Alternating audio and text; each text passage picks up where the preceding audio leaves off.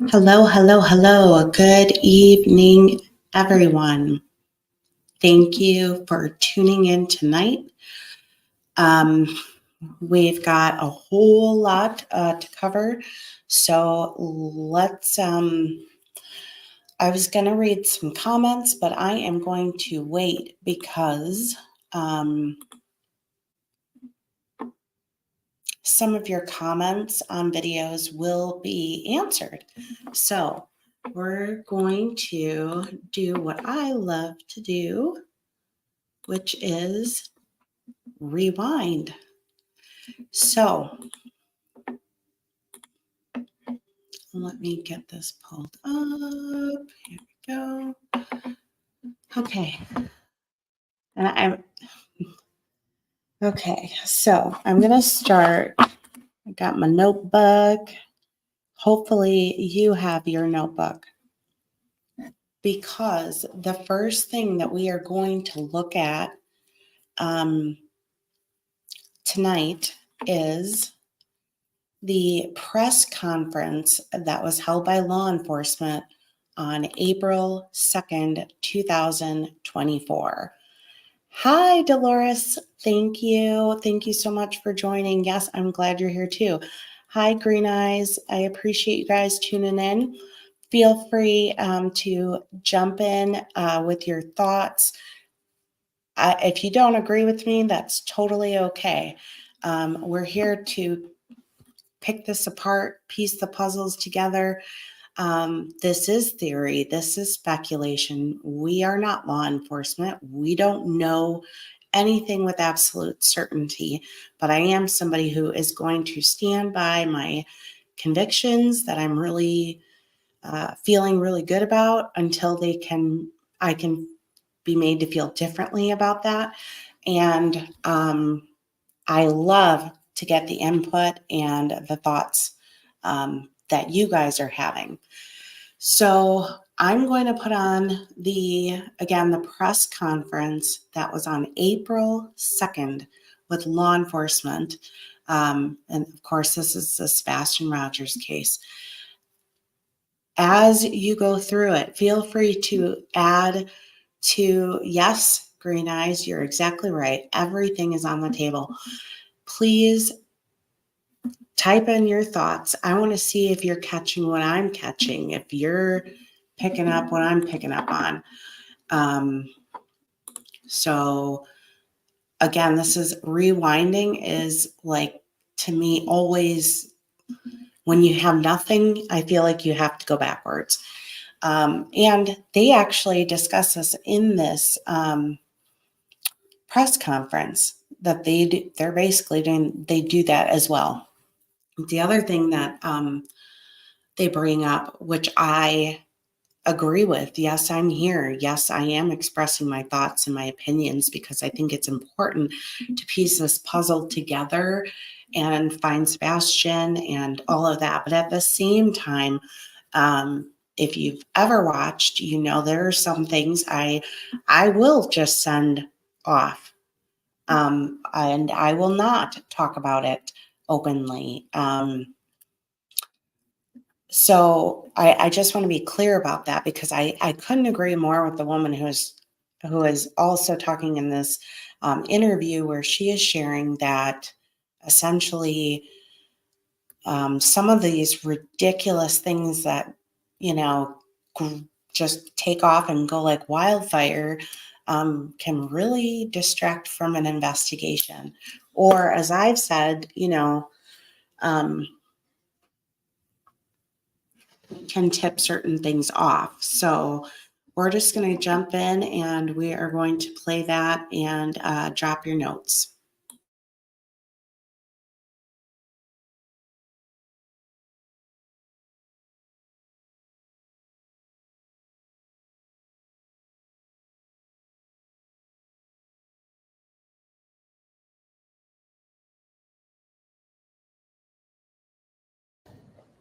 All right, I am Eric Craddock, ERIC-CRADDOCK, and I'm the Chief Deputy at the Sumner County Sheriff's Office.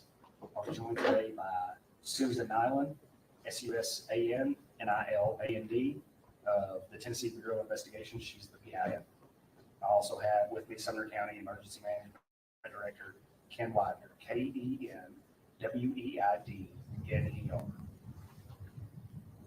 You guys ready? All right. Morning. I'm Eric Craddock with Sumner County Sheriff's Office, and we're going to come to you today with an update on the Sebastian Rogers case. Sebastian has been missing since late February. The investigation remains ongoing with steadfast support from the Sumner County Sheriff's Office, the Tennessee Bureau of Investigations, and many other local and federal resources. We are exploring every lead that comes in and every tip that comes in.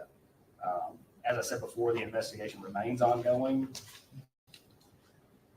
The entire community is deeply saddened by what has occurred. We're all extremely concerned for Sebastian's welfare. I want to encourage the community to stay vigilant, to report anything that they think may be of some significance to the investigation, no matter how minute it may appear to be to you. Please call 1-800-TBI-FIND with any tips, or the Sumner County Emergency Communications Center at 615-451-3838. We understand the anxiety and the concern that this case has caused in the community. We too share the anxiety and concern for Sebastian. I want to reiterate that we are doing everything we can to find Sebastian and bring him home. Despite the passage of time, the commitment to finding Sebastian remains unwavering. I said this when we scaled the search back. Our commitment to finding Sebastian remains. We will continue to investigate every possible lead that comes in. The Sumner County Sheriff's Office wants to express our gratitude to the community and the many individuals who have helped in the search, the many individuals who have called in tips, the many individuals who have printed flyers and kept Sebastian's face in the news. Nothing would make me happier than to wake up tomorrow morning with a tip that cracks this case wide open and we find Sebastian and bring him home. At this time, I'll turn it over to Susan Allen from the TBI. Hi, good morning. Thanks for being here. We know how invested everybody is in the search for Sebastian, in finding out what happened to him and bringing him home. And we want to let everybody know he has not been forgotten. Nobody's forgotten about him. Nobody has given up looking for him. At the beginning of this investigation, there was a large land search for him. It was very visible. There were also waterways, lakes, ponds that were searched. There were aerial searches with helicopters and drones and fixed wing planes. They were done at night. They were done on weekends. They were done during the day.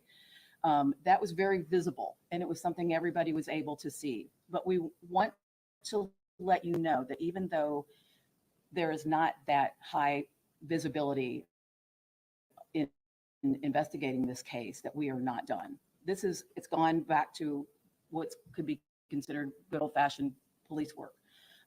Interviewing individuals, re-interviewing individuals, checking out leads, rechecking leads. We have been working with other law enforcement agencies who have had, in other jurisdictions, who have perhaps had some complex cases of their own that they have worked on to get tips from them. We have had, this day of technology with everyone having cell phones and doorbells and ring bells and surveillance cameras. That, as you can imagine, has been a bit of a chore to be able to collect all those and then review them. It's important so we know what's out there. We have been reviewing that, reviewing it again. We have had other agencies involved. The FBI has been helpful in that. Secret Service has also been helpful in that. So we are just trying to do whatever we can to advance the investigation. It has not gone to a place where anybody has forgotten about him or is not pursuing this. The parents have been cooperative throughout. At the beginning of the investigation, they have pretty much done whatever law enforcement has asked of them. At this point, we don't have any evidence. There is not any kind of an indication that there is a criminal element involved. But we are keeping options open. We don't know what has happened. We don't know where Sebastian is right now. So we are pursuing any and all avenues. We do want to caution there are some social media elements out there who purport to have information that is direct from the investigation. I just want to reiterate that is not the case. Some of the information that is being provided on some of the social media channels is inaccurate, incomplete. We don't want this to damage the investigation. So we would just caution anyone who is following the case to just use some caution as to what you see and what you believe. It's caused a bit of a distraction because a lot of what has been out there in some of the social media channels has been rumors and speculations and theories, and some of that has been advanced and people have caught a hold of it as if it's what's really happening. That has resulted in us getting information that is either, like I said, distracting. It's taking away time and effort from what the agencies need to be doing as far as looking for Sebastian. We have had so far, as of this morning, 314 tips that have come in through the tip line. It's been mentioned, but I'll say it again. It's 1-800-TBI-FIND. We are also taking tips through email, which is tips to TBI, TBI, at tbi.tn.gov. What's next? We want people, as Chief Deputy said, to continue to remain vigilant, get Sebastian's picture out there, continue to share his picture, his information. Now that it's getting to be nicer, well, not today with the weather, but now that the weather has turned warmer, people may be more inclined to be in their yards. If you go out and see anything that looks different, let us know. Something where perhaps a teenager could have hidden.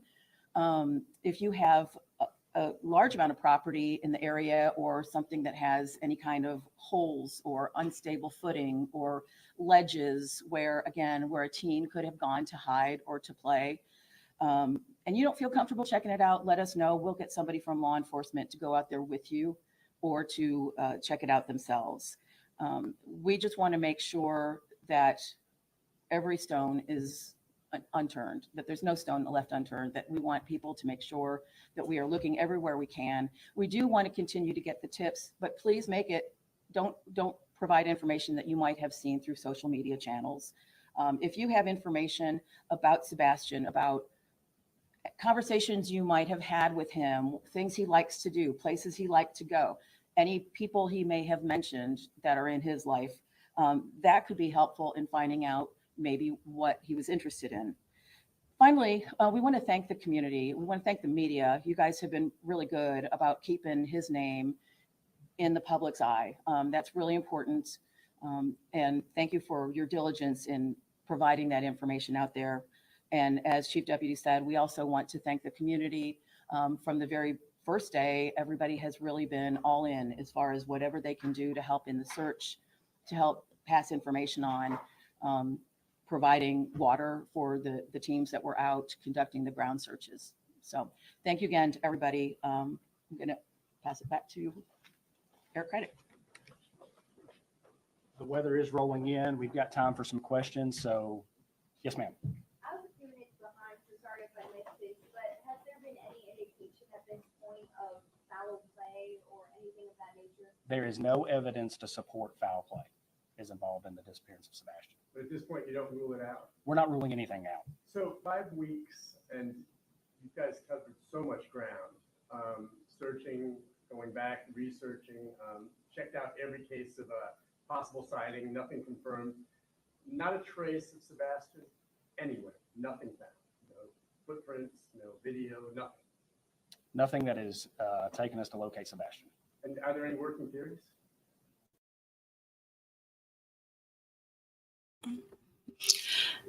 Welcome, Michelle. I'm glad you're here. Okay, guys, I'm going to go back a couple seconds. I want you to listen really closely to the answer to this question. No footprints, no video, nothing. Nothing that is taken us to locate Sebastian. Nothing that has taken us to locate Sebastian. So I think that to me, this interview, again, those fresh eyes, fresh ears, going after it again. First of all, I thought that was one of the most important things that was said in this video.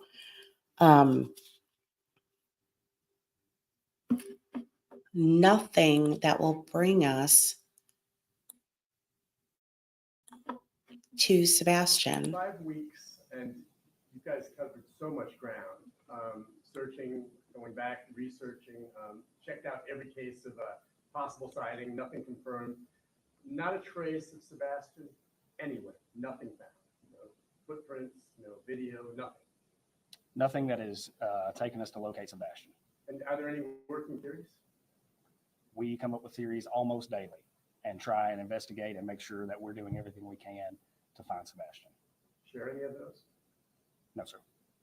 2 questions, if I may. Have you ruled out Sebastian's mom's and stepdad's involvement in this case? And as a follow-up, have you cleared?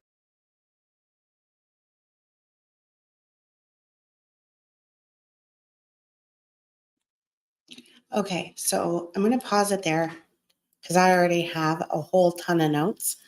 So what just happened there, in my opinion, is what, and I don't mean to compare Eric Craddock to Chris Proudfoot, but I have to draw the parallel and then you'll understand what I mean.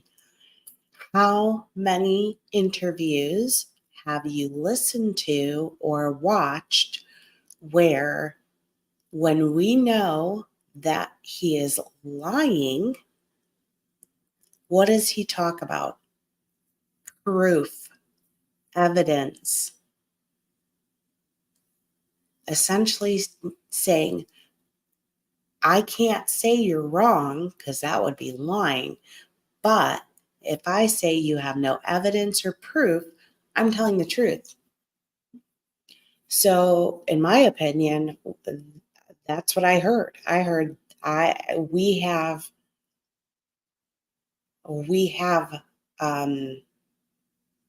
maybe evidence, but not the smoking gun per se. We have a path. We have more than maybe they're sharing with us. They elaborated on their resources. Where is that? Okay.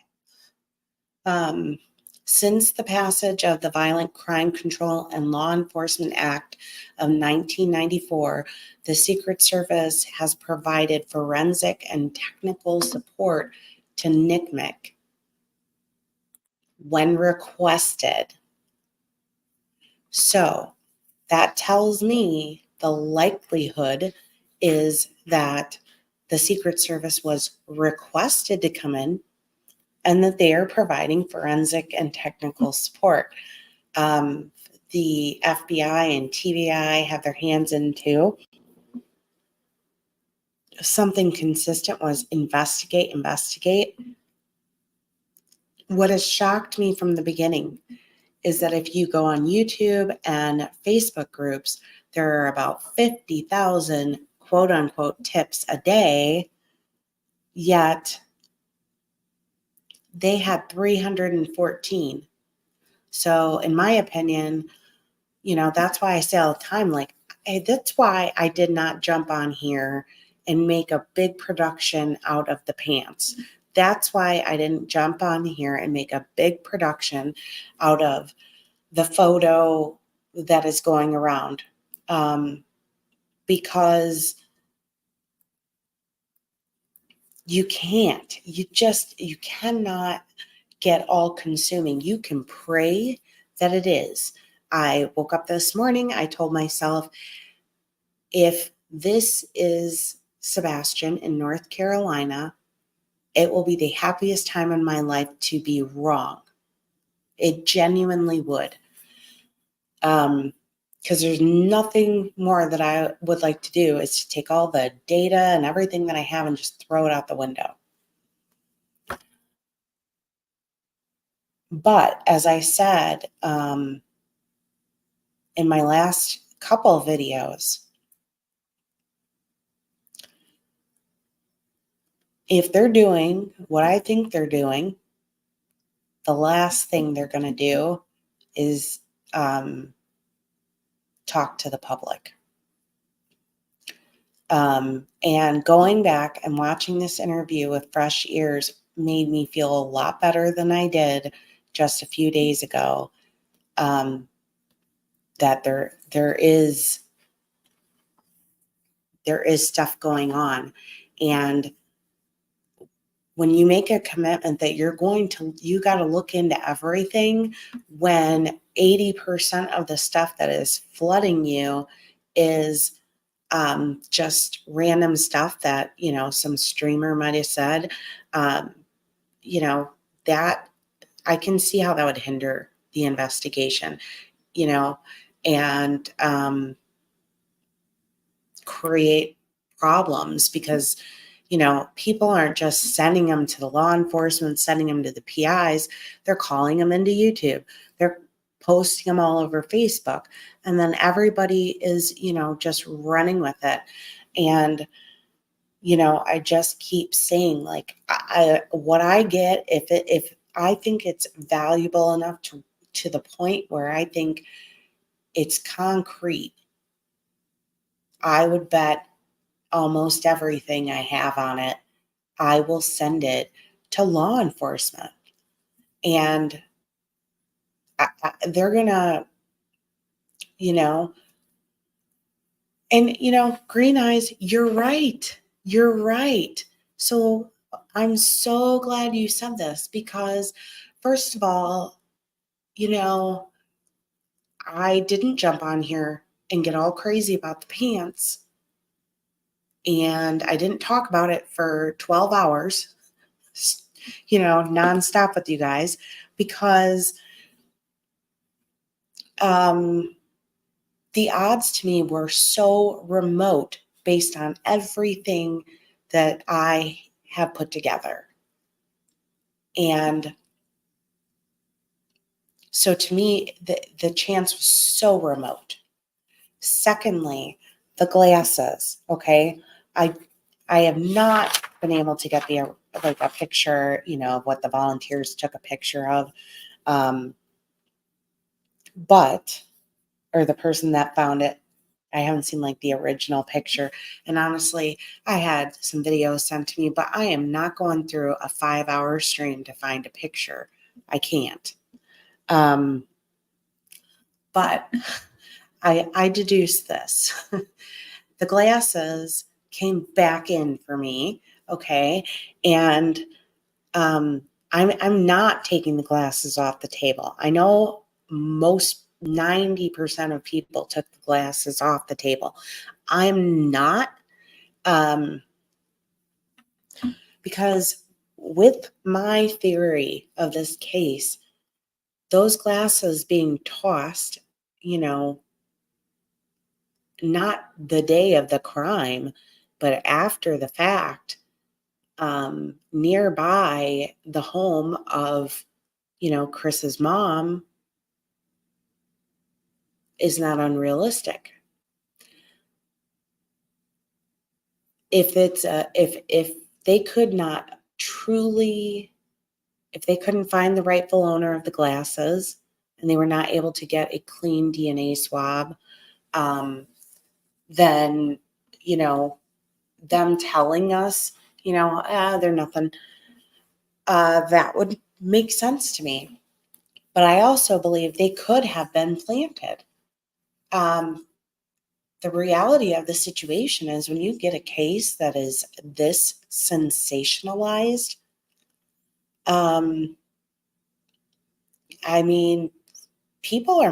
there's a lot of money being made off this case, and I'm just calling it what it is. And well, yes, Dolores, they should be able to check the prescription on the glasses to see if it at least at a minimum matches the glasses, as well as the brand. The brand was Nautica of his glasses that were purchased.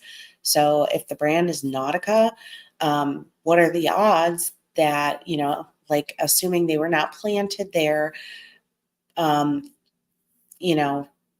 somebody wanted attention or something and wanted to sensationalize things.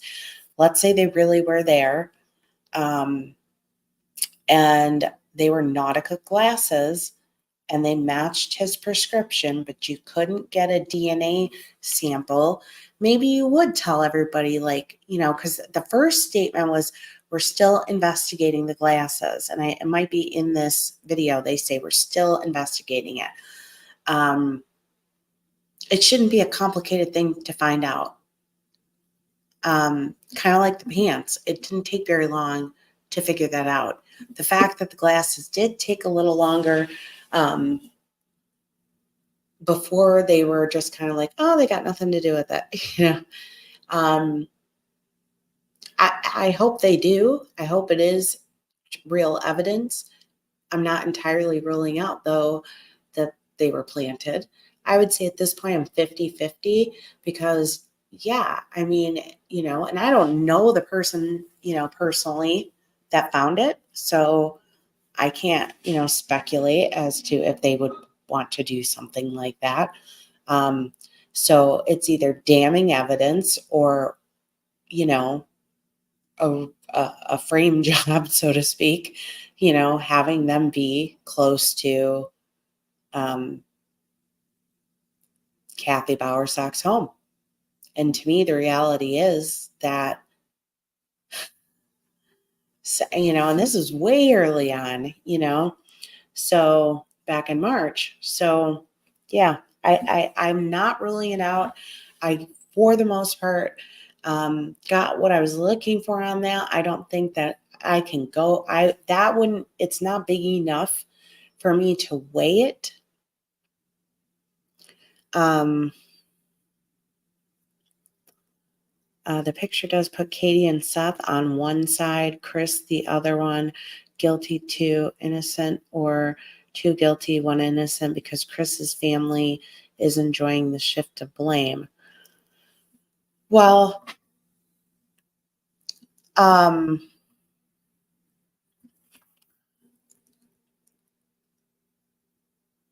think I'm following what you're saying. I mean, I think the reason people are, considering the extended family, there's a variety of reasons. I think they got quite an introduction to the mom and the stepdad early on in the case. I think a lot of people thought it was unusual that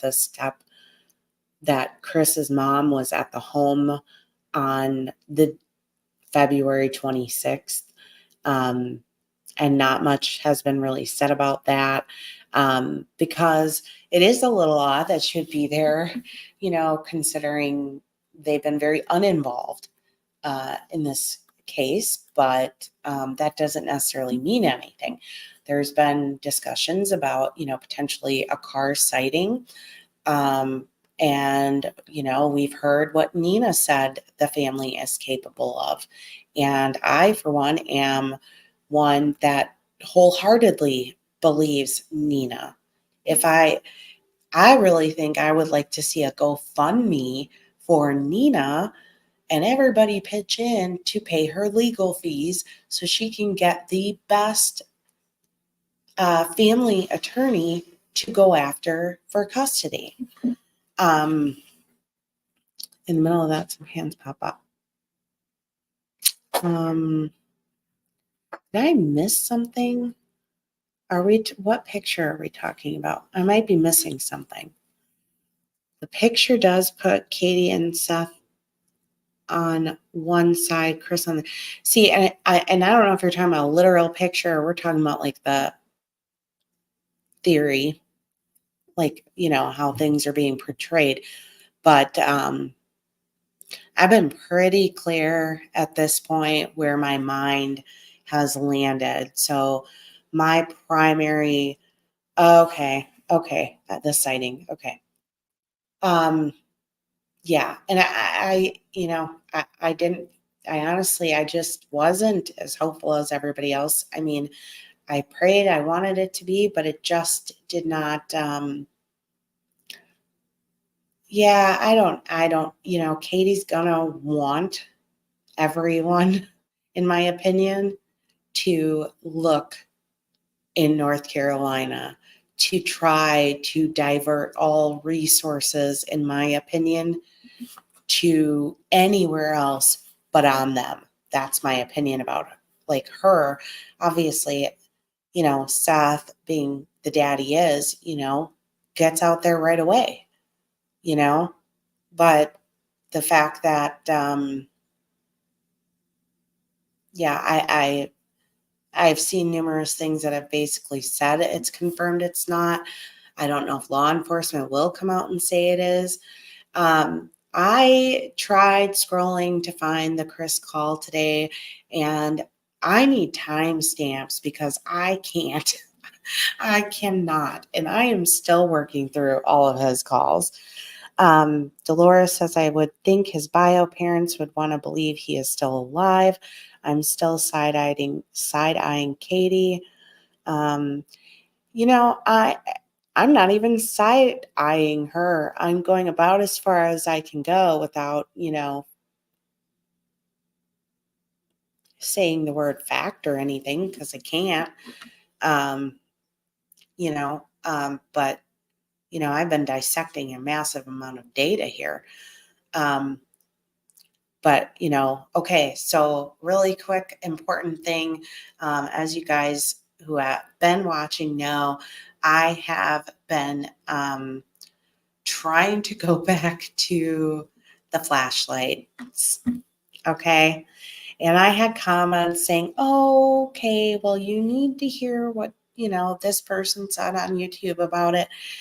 All right, listen, I already know what everybody has said about the flashlight video. I know what Seth has said. I know what Seth has said law enforcement has told him. I've heard all of these things. Let me just say this. I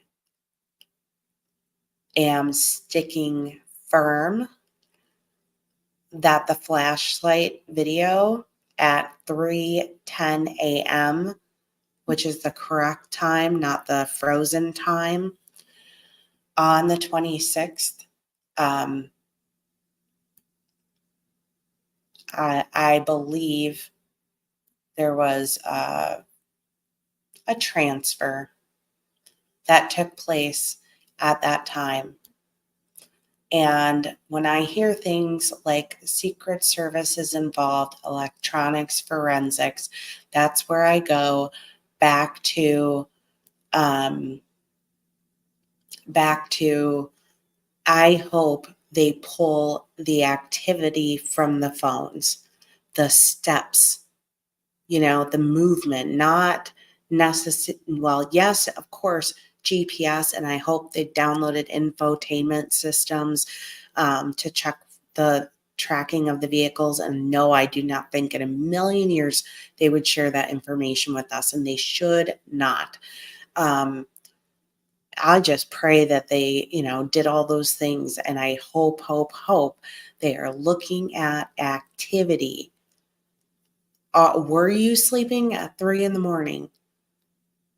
Or did you show 500 steps at 3 a.m?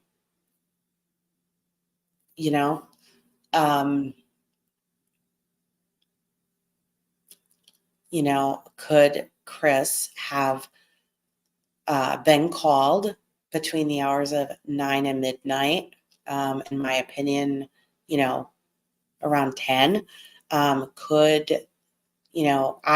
think, I actually think, Michelle, that it was a panic. I'm not saying what I allege or think happened. I think that,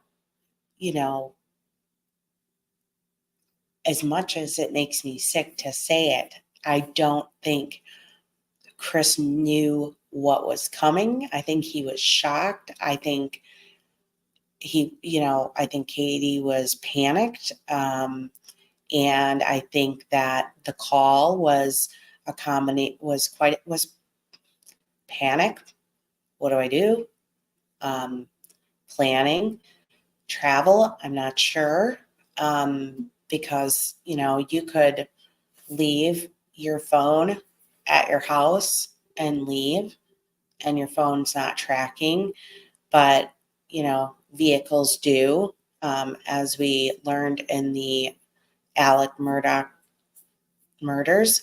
They were all over the vehicle's movements, down to speed, which way they turned, all of that kind of thing. I thoroughly believe the 3-hour phone call, part of it was panic. Now I haven't figured out what it all would be because I don't have,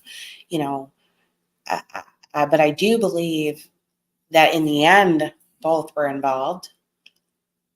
But I think, Chris was called after the fact in quite a panic. And, to the person who did it, there could have been planning. I mean, there could have been a moment where, you snap and you're like, okay, this is what I'm going to do. Because a lot of us have thoughts about what was the most amazing day about, smushing in like all these wonderful things. And that's totally hypothetical.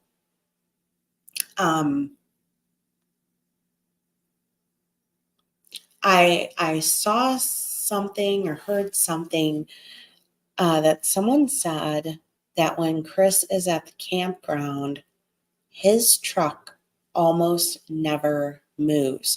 And I didn't know if like he had a second vehicle there that he, takes to work, or if his truck is all he takes, or what, but that was something interesting I didn't know.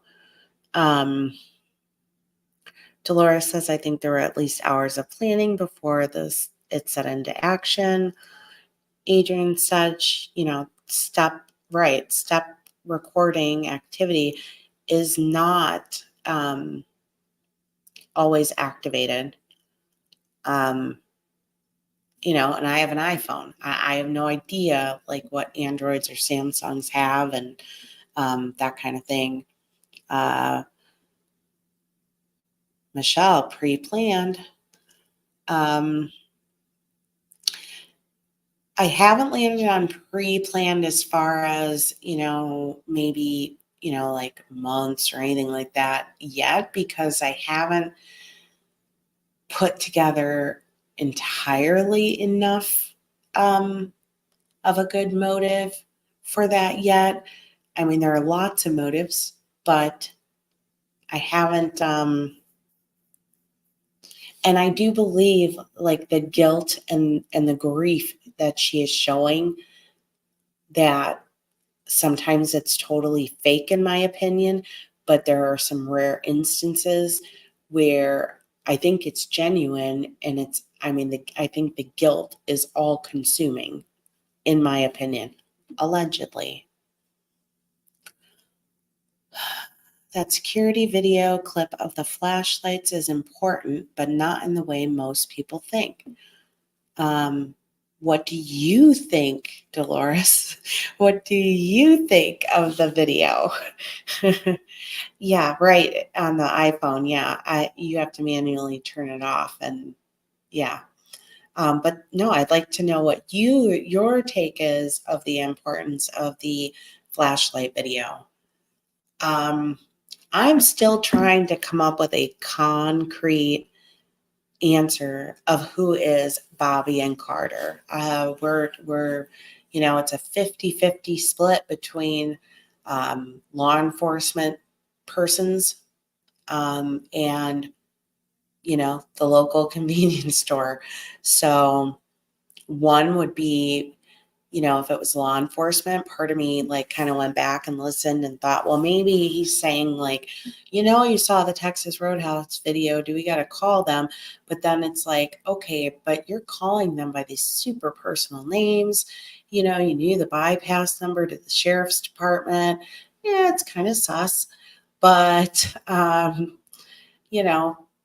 so there's that side. And if it was a convenience store, he's a hostile person. So, the convenience store people, if they had footage that or observed Kathy Bowersock's vehicle there and talked about it, I could see him going in there and strong arming him and say, you better not say you saw my mom there, because, when you act like, a big buffoon, a total ape, like, ugh, people don't want to be around that,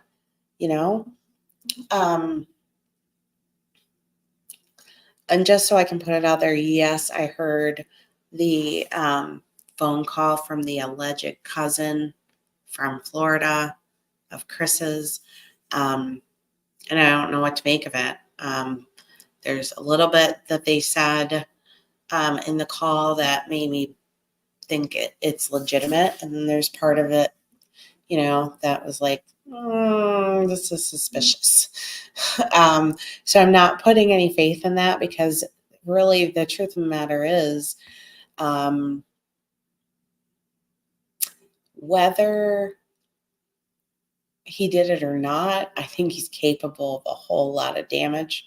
So the fact that he was just, kind of twisted as a child, like, wouldn't surprise me at all.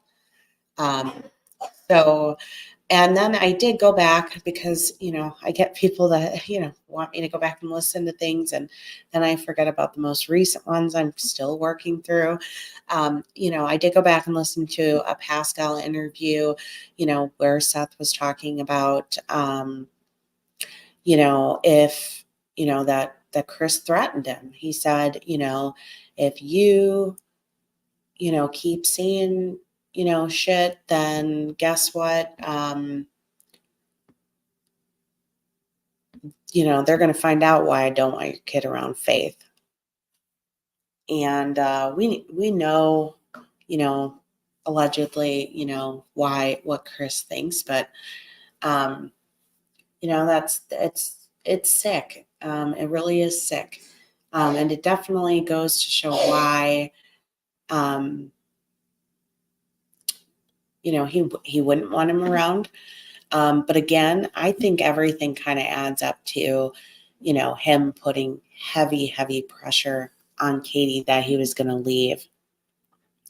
Hi, Audrey. I love him.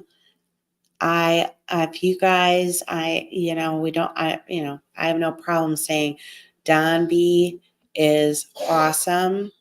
So if you guys, I recommend you go subscribe. He's great. And I have 2 theories on the video. One, I'm going to try out on my own Ring camera at night.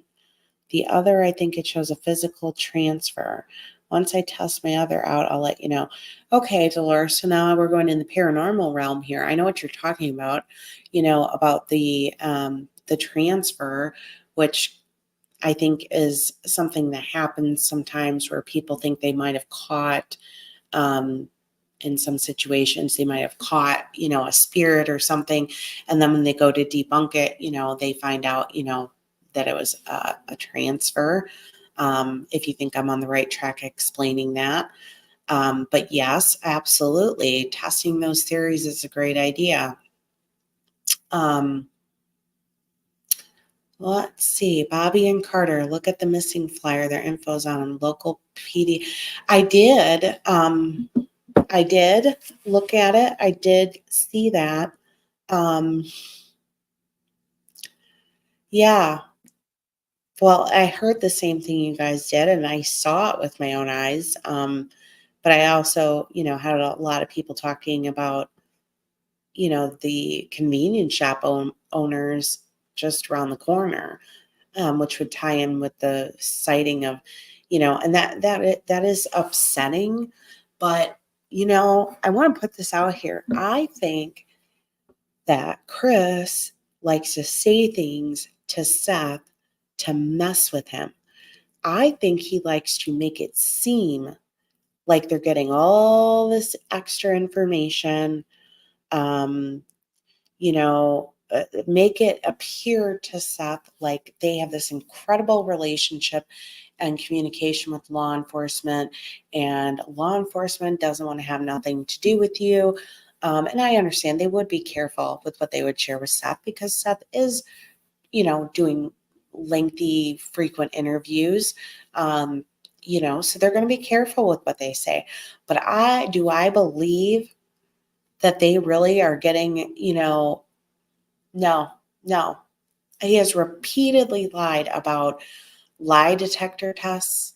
I got one. I didn't get one. I got one. I didn't get one. He has completely lied about being, we've been cleared. We've been, ruled out, which, let me see. Let me just, this is, so we already know, I already know that Deception Detective is going to do a part 2, maybe 3, part 4, because his videos are shorter. He might end up having to do like a 10-part series on the Web Sleuth interview because there's so much there and it was so long. So we've all heard the first part. I took all my notes, but I do want to read some of my notes. And some of them I've maybe already said, but let me do this so I can get this one off my plate. So in the Web Sleuth podcast, again, on Nancy Grace, oh man, vetted source on the recording that CP wanted to one. We're back and forth on the poly again in this thing. Again, he keeps claiming that law enforcement said he didn't need to. I understand why Seth didn't need to because he was on substantial surveillance at the jail. As far as it goes with motive, Chris didn't want Sebastian near his daughter. I think he was putting a lot of heat on Katie. But again, we go through, and they were talking about the dog going in the pond. And, there's back and forth about, did the scent dog? Yes, the scent dog did jump straight into the pond. They talked about, divers have gone through the pond and no water in one of the ponds. But then that is contradicted in the secretly recorded phone call. So again, here we go with, the lies and the back and forth. You're talking about the dogs with this. I'm curious to know if the whereabouts of Kathy and Chris, and maybe even the sister, but mainly Chris, I've been wondering, like, okay, where were you at 12, 3, 4? We don't have any confirmation of that.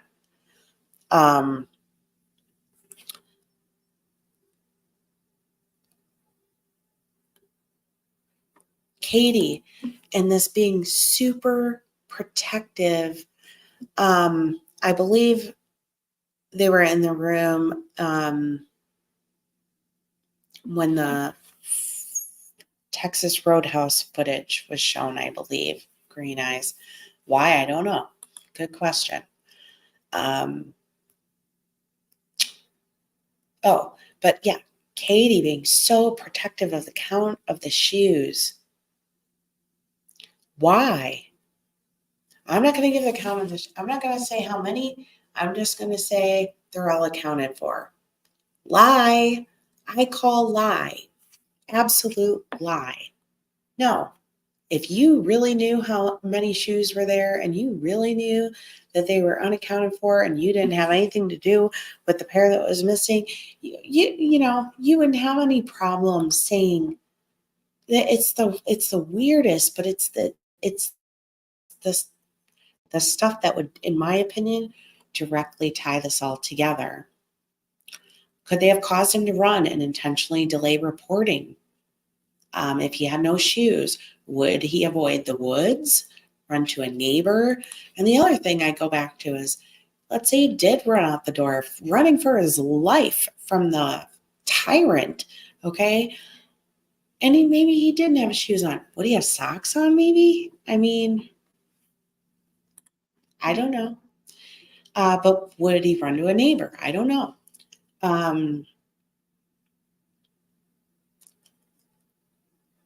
The accidental emails, calling it a criminal investigation, then changing it to just investigation.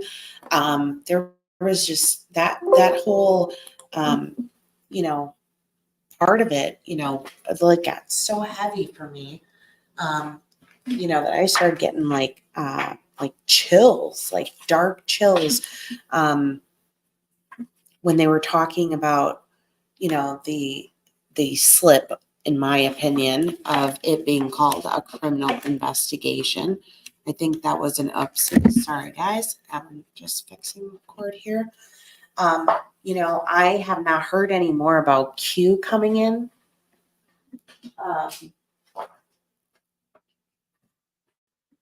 Okay, that's real talk. Okay. I've not heard more yet about Q coming in. I hope they do, because they have mass scale resources.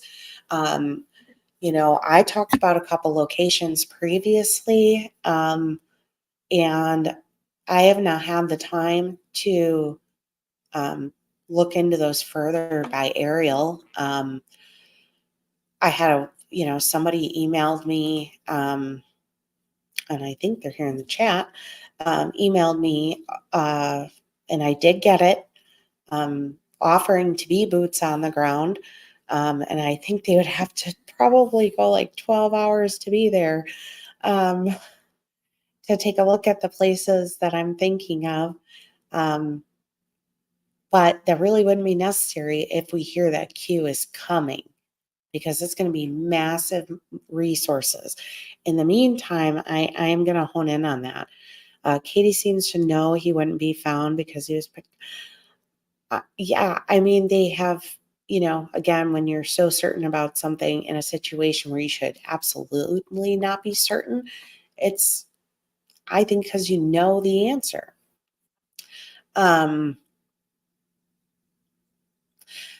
My thought was, what does it say about Chris and Katie denying permission to their property, when it's your missing child? You're not going to let cadaver dogs on? What? You got nothing to hide? Right? Right? They should be able to bring any dog they want, bring anything they want. Who cares? They got to burn the whole house down to figure it out. It's your missing kid, right? So how do they look when then, maybe the neighbors are like, please take a look at my yard, bring the dogs, bring the metal detectors, bring this up, whatever you got to bring, go for it. Welcome, Linda. I find it interesting that the morning they called Seth, Chris told him Sebastian is missing. Exactly. I have that in one of my many notes. Why would Chris, and Chris also said, you're going to be mad, or like, you're going to be really upset. You're going to be so mad. Sebastian's missing, kind of thing. And it's like, well, if I have a teenage son, I understand he's autistic or whatever, but, you wake up in the morning, it's daylight, I mean, he, at that point in time, allegedly, when they called, Seth had only been gone, maybe a half an hour that they know of. He could have been gone 40 minutes. So, and why would, he be mad? But now I come to understand, because as Seth has said, and I don't know I know what the one of them is, and I know what this is, obviously, but there's a third situation I don't know about, and I'm sure some of you guys maybe have watched more than me, but like Seth said, this would be the third time something bad happened to their son in their care. Now we know the one situation, and obviously this situation. I don't know what the third one is, but yes, I said that from the beginning, Dolores. Like, I would be like, oh my gosh, and first of all, Katie should have called. But I think, they were married, You would think you can identify someone you are married to, share a child with, when they're lying. Which again is why I think Chris tries to control things, because she's going to crack under pressure. If she talks too much, I think she's going to crack. And I think that that's obvious to me. And people keep asking him, like, why are you, they think it's because he's, so abusive and such a jerk. But no, I think he's doing that because the jig is up. Let her go on an interview for an hour alone. Let her come on here for an hour. I mean, it'd be over. She can't talk or it's over. Yes. And I think he's fighting the urge to say that he really suspects what's going on. Exactly. Thank you for coming. I don't believe he went out the door without shoes or a jacket either. If he voluntarily left, that makes, I've said it before, not only no shoes, no jacket, no switch, no phone, no snacks, no water, but you turned around and locked the door. What? Like, what are we doing here?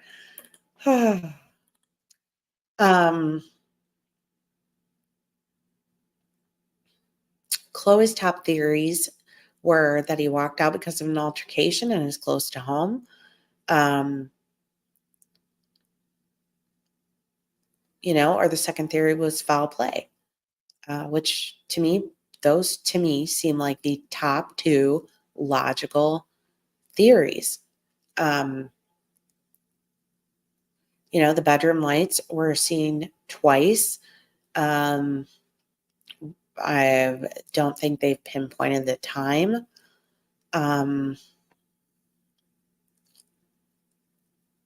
Let's see.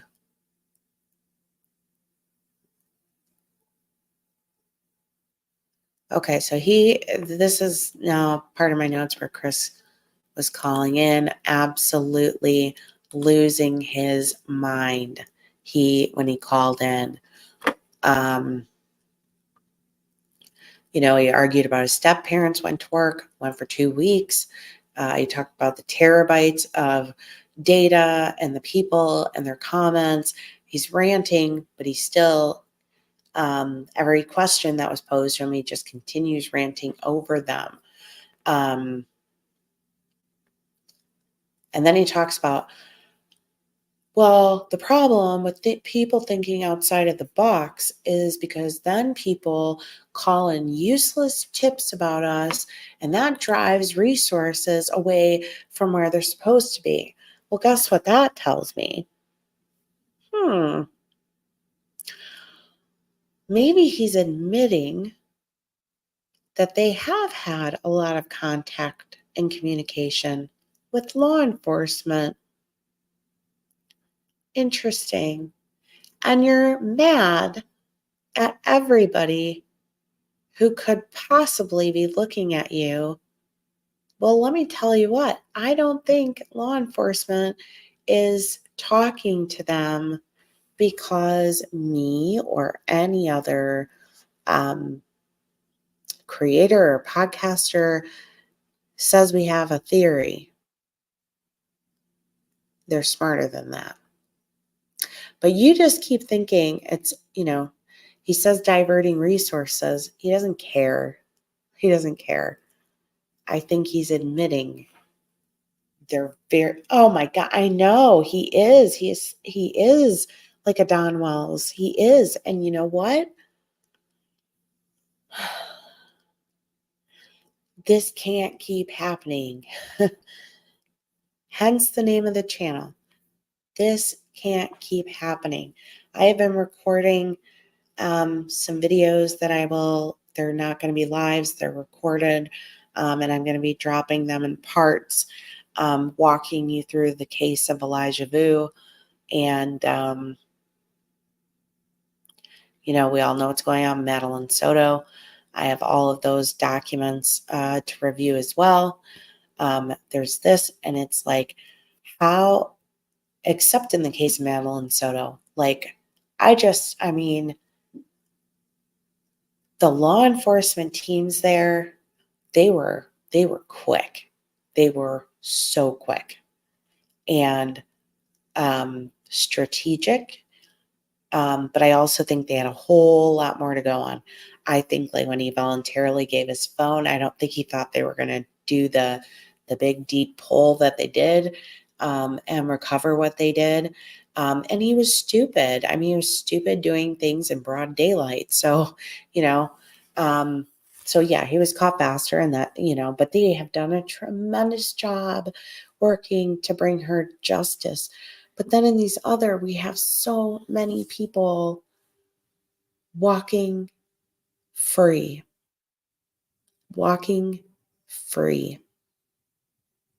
going on, living their lives like this never happened. And it's sickening. And we cannot allow that to be acceptable. We can't. Now they say Katie, mom. Yeah, that the stuff going on about Katie's mom right now, it's interesting because that is not the location or the visual look of the mother that I've assumed it to be from the beginning. So I don't know where that came from. I'm not saying I'm not wrong and they have somebody else. It's interesting. But I don't think that, and either way it goes, yes, the mother would be a criminal, but I really don't think it's that deep though. Could be, but I don't know that I think so. And I think the call, I said this before, he called, he was mad that, you know, Chloe brought up him disclosing to a friend about leaving Katie. And that was a shock to Katie. He was mad. But there was some, let's see. We're just going to be crystal clear. Let's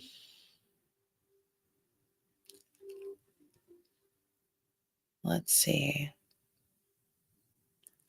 Oh, and the deals. Let's answer the deals. Yeah, and when he said Seth needs to learn how to close it, oh my gosh, I was screaming F-bombs. You know, you took a belt to his son, and you're telling me he needs to keep his mouth shut? And then he said, blaming Katie, unless you have facts, don't say S. Unless you have facts. Blaming Katie, unless you have facts, unless you have proof, unless you have evidence. This is his running theme. Not that it didn't happen. It's that we don't have evidence, proof. And if you notice in that interview we just watched, have you ruled out foul play? They didn't say they did. They said, we have no evidence. Oh, yeah. The common sense.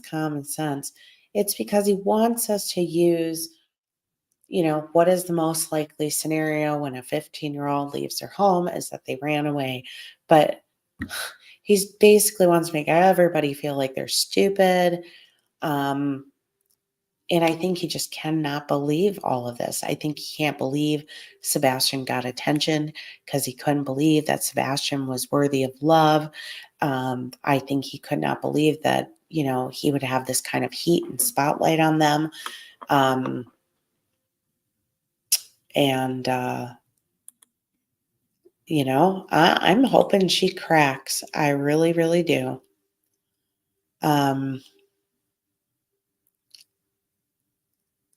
So in this interview, he said he passed TBI and another agency's polygraph with flying colors on a Tuesday.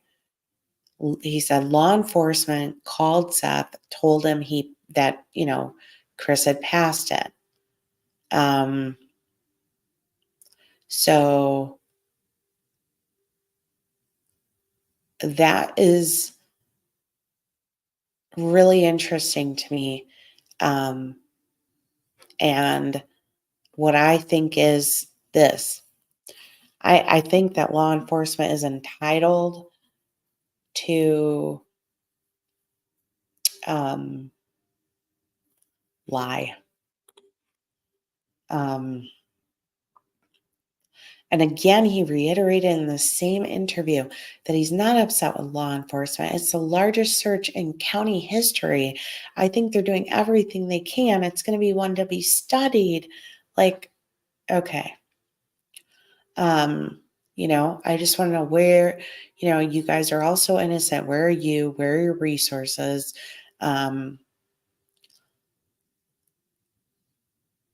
Let's see. Oh, and then he called us all Sherlock Holmes and Watsons.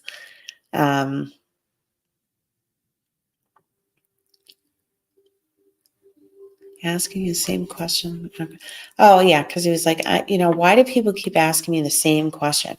Because every time you get asked the same question, you answer differently. Like, hello?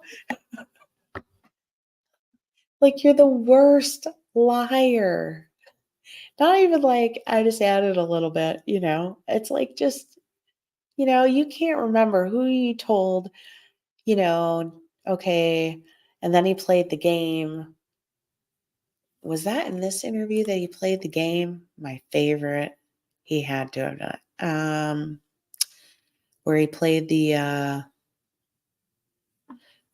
game about the lie detector test, where he says, passed. Passed. I didn't say who passed. What do you mean? I didn't lie. I didn't say they didn't. I didn't say I took the test. I didn't say she took the test. I just said passed. Come on. Like, you're just exhausting and nauseating. And you know what? If they were to be charged with this crime, I hope he would just take a plea and plead guilty, because good Lord, he is probably one of those arrogant jerks that would represent himself, and I just wouldn't even be able to stand it. But again, GoFundMe for Nina. That's what I'm saying. Let's see. He wanted Seth to get off social media, which, I have mixed feelings about that. Sometimes there's a little too much.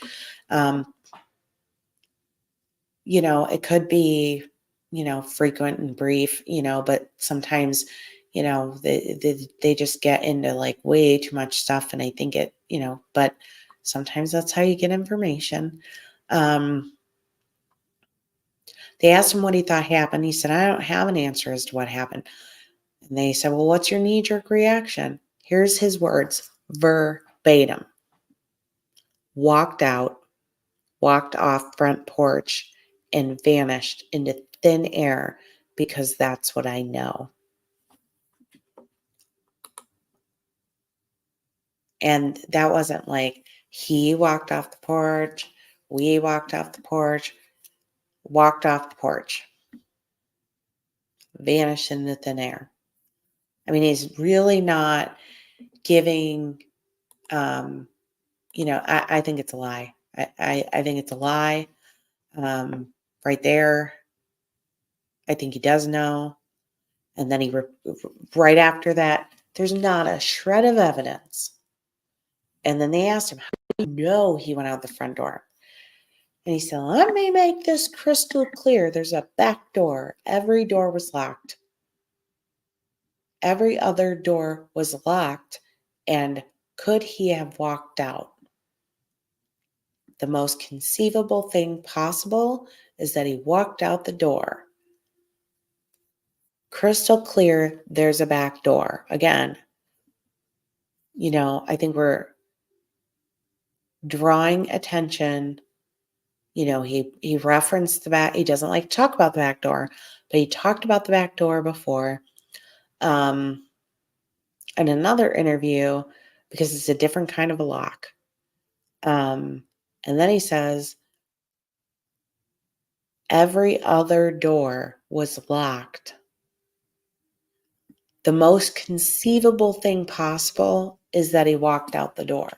Statistically, if he was asked, if he made that statement on a lie detector test, he could pass, because the most conceivable, statistical, probable thing would be that.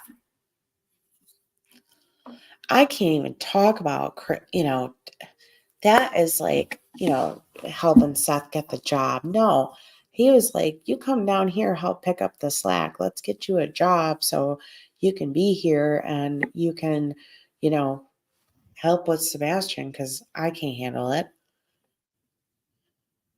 Exactly, Em. The only person that knows 100% of the truth is Katie. Rocco Love, welcome. When he's said he went out the door and vanished, not sure if you remember, but for a second, he did stumble over the words. Yes. Also, kids just don't vanish. People make people vanish. I agree 1,000%. Yes. Don B was hot under the collar tonight. He called Chris out and told him to come on his show and to grow some. I will have to go watch. I'll probably watch, because his are usually not very long. And I think he's smart. He's funny. And I enjoy watching him a lot. And he's somebody I can listen to and I don't get like stressed out or anything. Or exhausted. So I will check that out, because Sweet Tea with Don B, check him out, give him a like, subscribe, and hit his notification bell, because he's pretty great. Child trafficking in America is as little as using your child to pay a bill or a debt. It's more I couldn't agree with you more. I have very strong suspicions that is what was going on with Madeline Soto. And I also think it's going on in another case. But I'm being very tight-lipped about some of the things that I'm thinking on another case. But I agree 1,000%. And it's beyond me, like, how you can get that. But a lot of people, there's the financial side where people just take it and run with it from the financials. There's the drug angle. Yeah, it's awful. And like I said, I think it was yesterday, they always go after the big one, the big fish, and then they ignore the little fish. But then those little fish grow up to be the big fish. So you got to take them all down, every last one of them. Absolutely. Absolutely. And, like I said, I think that's going to come out in the Madeline Soto situation. Yeah, I think it's going to be really bad. And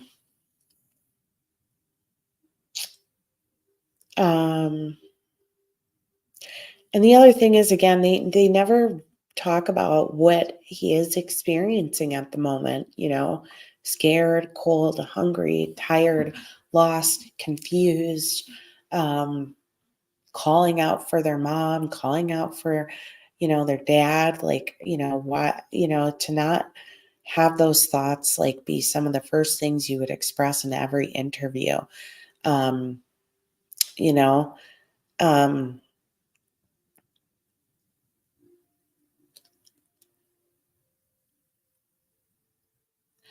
how do you know what he was wearing was what was asked. He says long sleeve, black shirt, um, in a really snotty way. Okay. And then he started, can you tell me every shirt in your closet? Long sleeve, black shirt, clearly not a sweatshirt, not a hoodie. But was there a picture? And then they keep going on. Now, then, and if you guys like the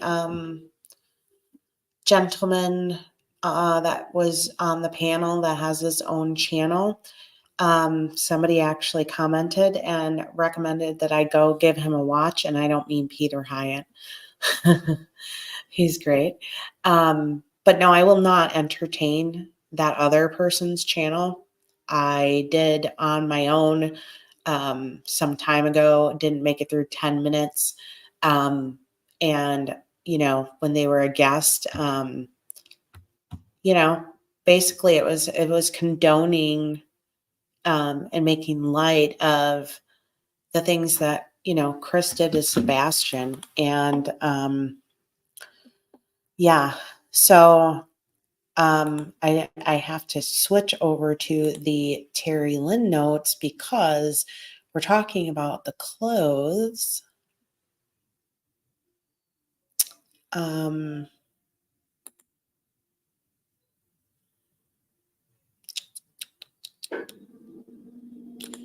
where there are so many notes. I'm looking for my Terry Lynn notes.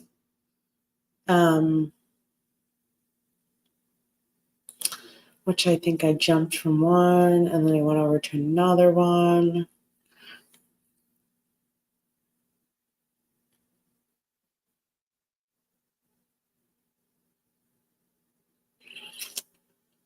No. Oh, what did he say? He said something about the clothes. Yeah, well, yeah, and that was what he said in the Web Sleuth. He was talking about the different graphics, but then he said something a little different in the Terry Lynn phone call, and now I'm like, let me see. Oh, that is frustrating because, there's just like so many of these, and I try to be really good with all the labeling, but these things were like boom, boom, boom. Oh, here we go. He was very uncertain about the clothes. She pushed him about the clothes, and why did I put a timestamp?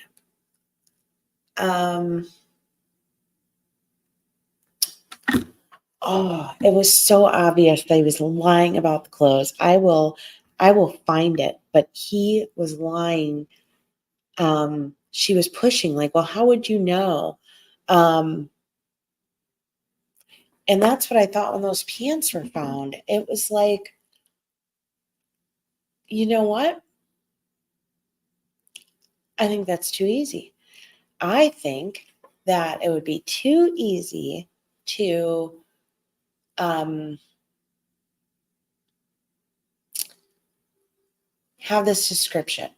And then I went back and I believe, wasn't the photo, the one picture taken, oh, come on, pull it together here.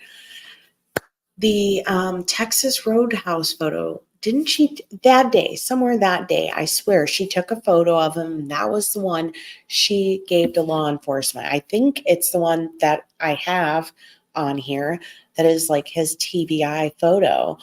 And a lot of people were like, why'd you pick the picture? He looks so young. And they were like, because it was taken, on Sunday. Well, guess what? He's not wearing all black. He's, that's not what he's wearing. So if he's not wearing that, Chris eventually said, yeah, they took those clothes into the clothes he was wearing into custody. I don't believe anything he says.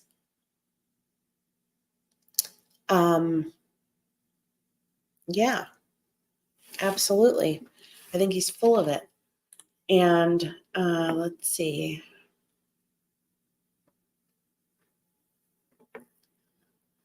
Oh, because I tell you what, where are you?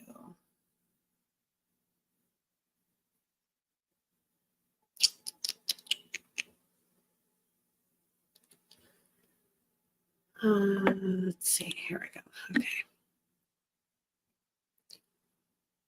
Okay. So then he lost it. Anything between me and my wife is nobody's business. I believe he was mad that his disclosure happened. Let's see. He's mad. That was the co-host. Then he goes on the whole law enforcement thing with Seth, passed the polygraphs. Seth stopped social media.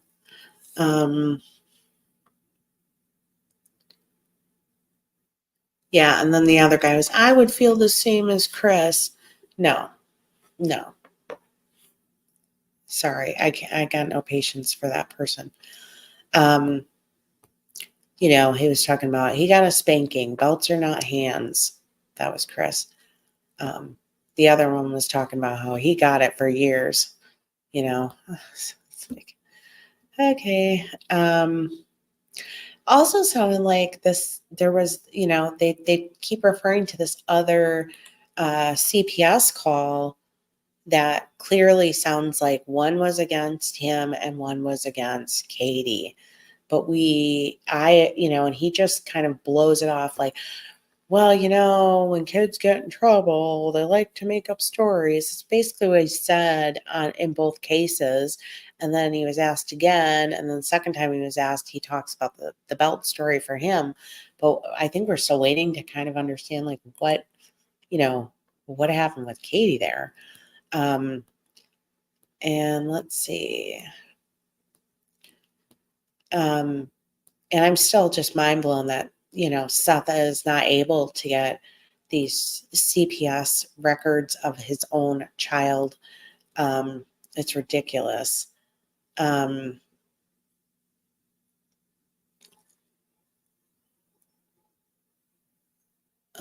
What did you go on social media? Oh,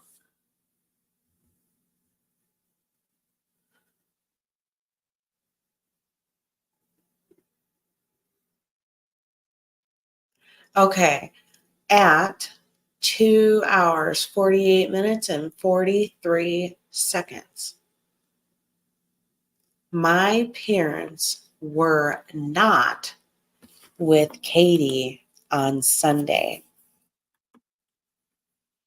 He says this to Seth, my parents were not with Katie on Sunday. Well, why would anybody care what happened on Sunday, even if they did see Sebastian on Sunday? Because Sebastian went missing on the 26th, right?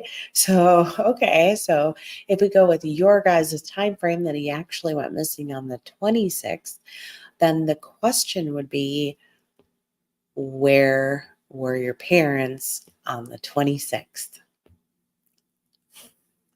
Sunday night, overnight. I absolutely agree with you, Audrey.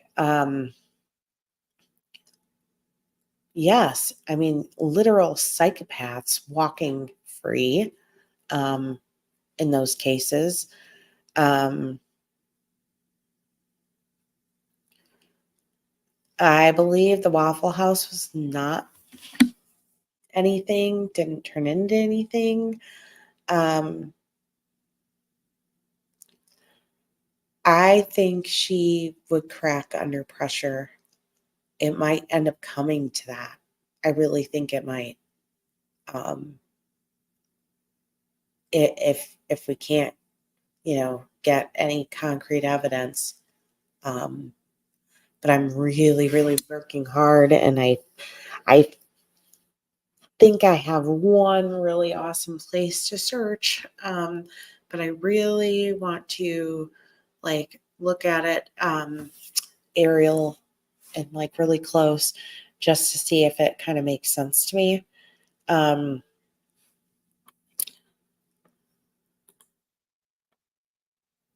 Let's see. Well, and I've also been pretty forthright with the fact that I believe that things happened in a panic Sunday night leading into Monday. But I also believe that there was then a second act later down the road, weeks. I'm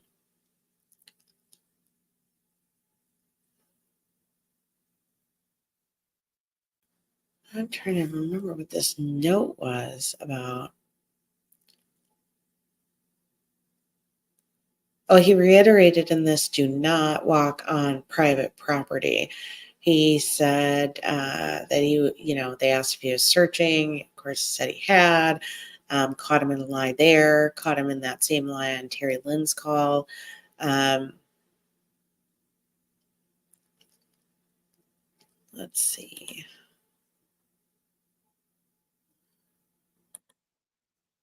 Okay, and we did talk about the glasses and the flashlights. The Bobby Carter, the cousin.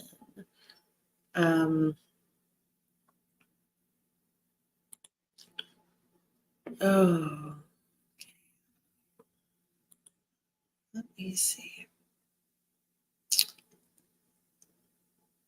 They brought up Rachel and Vanessa, but a lot of emphasis on Rachel. And so early on in this case, boy, I think it was the Smiley interview might have been like the first inkling at it where, and I witnessed it. Somebody was going insane in the chat. Rachel looked like this, you did this, and how about you tell them you did this to Rachel? And I was like, whoa, because this was like my first real taste of what a jerky is, but at the same time, I'm looking at the chat and I'm just like, good Lord. And then at the 2:57, mark where he's talking about the wet concrete. Oh, and that's in the Terry Lynn call. Like, and as far as searching, he used that word evidence again. Do you have evidence we're not searching? He didn't say, yeah, we searched here, there, and here. They had said they wouldn't go to the vigil because law enforcement was at their house. And I don't think law enforcement expected them to stay at the house.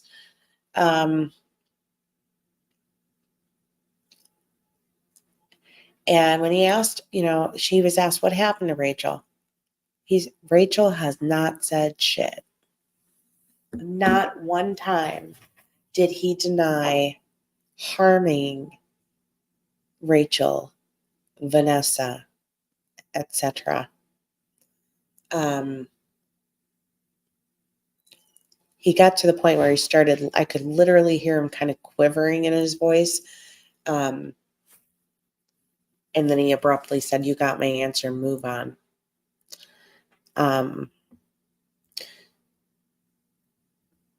He said Sebastian wanted him out of the house. I may be wrong, but believe that Chris was away from home.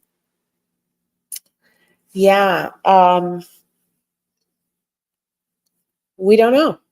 We don't know if he was away from home since the beginning of February, because he said I believe, near exact words were, I cannot divulge that information because of law enforcement.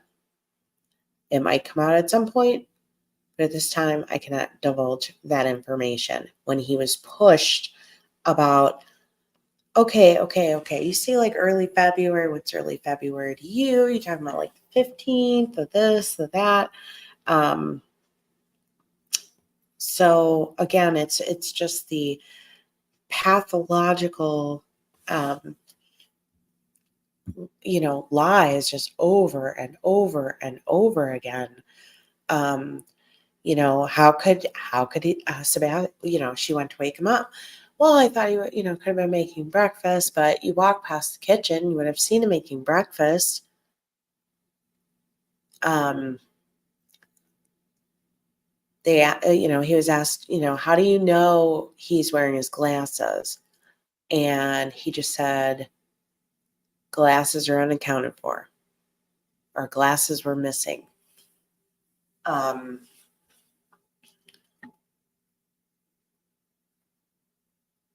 And I keep saying, like, why wouldn't she have just said, well, when I went to bed, this is what he was wearing.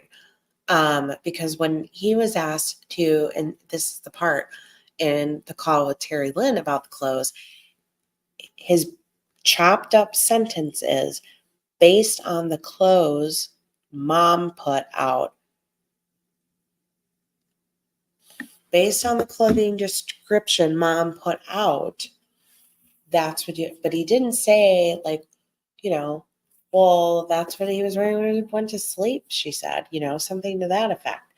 So it's kind of like, if you heard it, which you can always go back and listen to it again, the way he talked about it was as if, he is not taking ownership, she's not taking ownership of actually him wearing those clothes.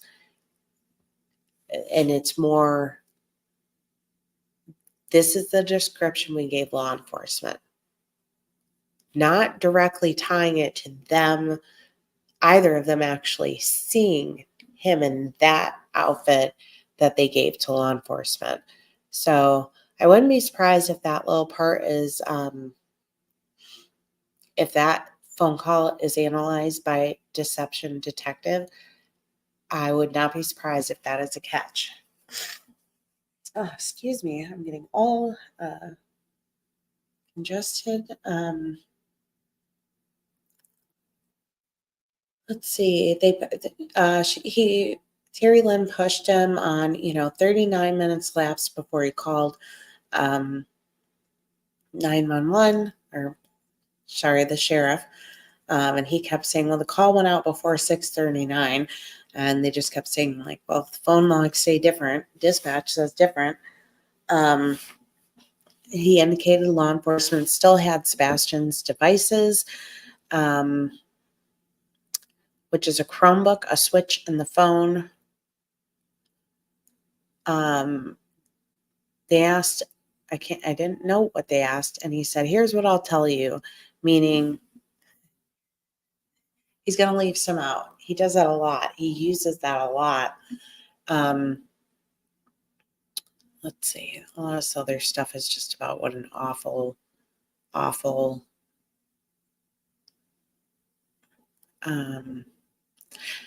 So then he says, they searched in Mississippi. Or no, she asked him, why did you search in Mississippi? Like, what drew you there? And he said, well, we needed to go there for work. He was very defensive when she talked about, how hard it must be to live apart. Early February, he said, not the 1st of February. He just would say early February. If you push, he said, if you push information that no one talks about, I don't know what that meant. Sorry. Then he says, everybody in the house, they know that was here. Why not say, this was the dogs, guys. Sorry. So she was pushing him about, why wouldn't the dogs have barked to alert Katie that, a prowler came in or he was sneaking out. And his response was not, well, the dogs know Katie and Sebastian, or the dogs don't bark at Katie and Sebastian. They would have no reason to because of Katie and Sebastian, which, by the way, I have figured out that the dog kennel is in the entryway, but just right against the literal, entryway from their dining room and kitchen. His words, instead of saying like, well, the dogs know Katie and Sebastian, were everybody in the house they know that was here that night. It was a weird sentence. Yes, I wrote it verbatim. So he said everybody in the house that night, they knew them. Everybody. That, to me, that implies at some point in time that night, it was more than just Katie and Sebastian.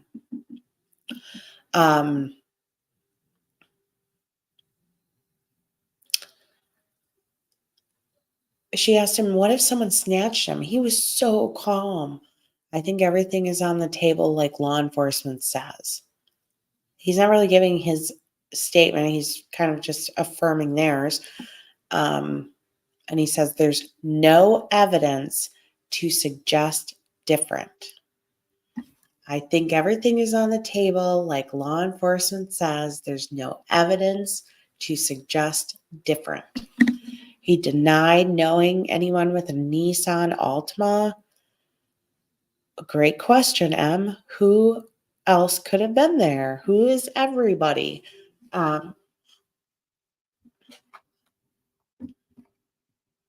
He didn't even say like, well, the dogs know them.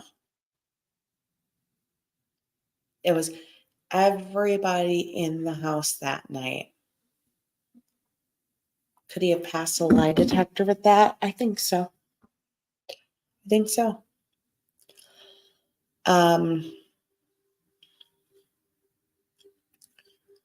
she asked him, what if someone snatched him? And he was so calm. And, he said all that. He denied knowing anybody with a Nissan Altima. And what was just sick is, she was talking about like, his favorite food, and, big celebration dinner kind of thing. If he, comes home and he's returned, and he said, and she was trying, what kind of food does he like and stuff like that. And he says, well, I won't be the first one to take him to dinner. That would be his mama. I won't be the first one to take him to dinner. Well, first of all, I think you know why. But second of all, like, that's just sick. Like, if he did come home, wouldn't you be like, well, we're going to take him for the best, tofu steak dinner, whatever. I mean, it's absolutely, I think there was a thud caused. The thud, I think, is genuine, and I think it was caused. Yeah, I am actually leaning at like 10 o'clock is likely when an incident occurred. And I think there was some time to figure out what's going on and planning, travel. Not that, it could be really far-fetched, but, is it out of the realm of possibility that a family member picked Chris up from the RV park and drove him down there after he got the call about the panic because he didn't want anyone to see his truck gone, and potentially left his phone at the RV? Is that possible? It's possible. Anything's possible, I suppose.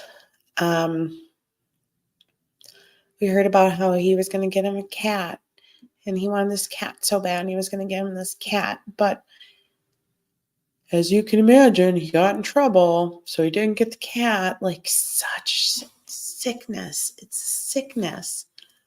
It is absolutely sick. I'm not even going to read some of the other notes that I had from that because that was just, it was all psychological, like disgust. Yeah, I mean, okay, so, I got a teenager. I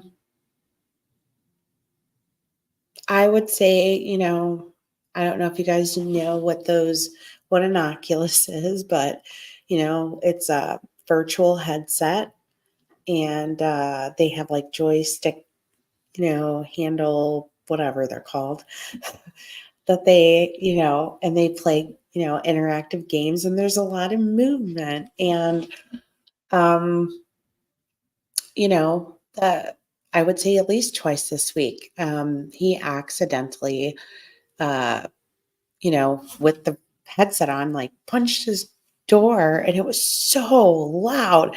I suspected I knew what it was, but I mean, I flew up like a bat out of hell. Like, what in the, and he's a teenager, if it's daytime, it would really depend on the thud, like, because he likes to rearrange everything, or he might, but I kind of have a good sense of the typical noises that come from his room. So if there was something out of the realm of norm, I mean, isn't our maternal instinct or parent instinct, dads have it too, that even if you're like dead tired and, you're like, oh, that's got to be this, and you start to go back to sleep and then you're like, I will never forgive myself if I don't get up and go look. Or like if your child has a bad cough, and they're coughing and they're coughing and they're coughing in their sleep and they just keep going and going and going. At a point, you're just going to get up and you're just going to be like, you know what? I just got to make sure. I just got to turn them on their side, or I'm just going to have to prop them up because God forbid they, choke or whatever, I mean, that's maternal instinct. And he was with his mom, which is why I say maternal instinct. But I don't think she actually heard. Maybe she heard a thud, but or maybe he dropped something. Maybe he broke something. I mean, there's a lot of, or the thud was caused.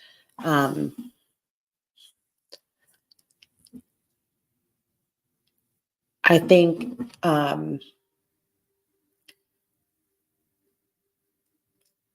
I just pray that this doesn't end up like a summer walls and it's years and you just know things or know things in your mind or believe things is probably it's the better way to put it. You just or know in your heart is a better way to put it. And you feel helpless because you're at the mercy of the law, you're at the mercy of processes and rules and I'm sure many of you all have watched many trials where the worst person on the face of the planet, the defense team wins one motion and you're just like fit to be tied, because sometimes it's hard to swallow that someone can commit some of the most heinous crimes and they're still entitled to a defense. But we also don't want innocent people going to jail.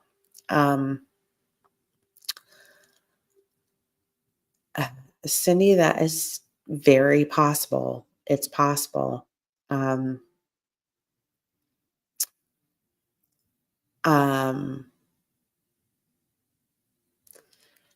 to me, a mistake in this story is the door was locked. To me, if he left voluntarily, if he wasn't taking anything with him, it's because he was in a hurry. And he's not going to worry about locking the door.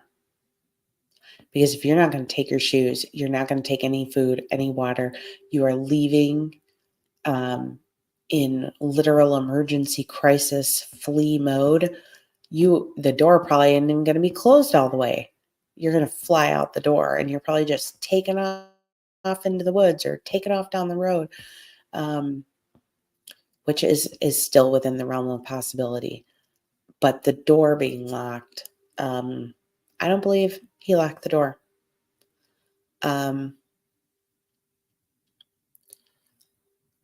He might have locked it when he came in from taking out the garbage, or something to that effect. But if her car is always in the garage, I don't know. Like, it's odd to me because, most areas that are nicer like that, usually you have to keep your garbage and recycling cans inside your garage, or like out of street view until like the day of garbage service. So it's a little odd to me that he would even go out the front door. I would think he would go through the garage, but maybe I'm wrong. If he was taking the trash out, and if they're going in and out, they're going to go in and out through like your attached garage door, your service door. So I've lived in a subdivision, and unless we were going for a walk or going to the park, we didn't, to do a lot of things, we just went through the garage.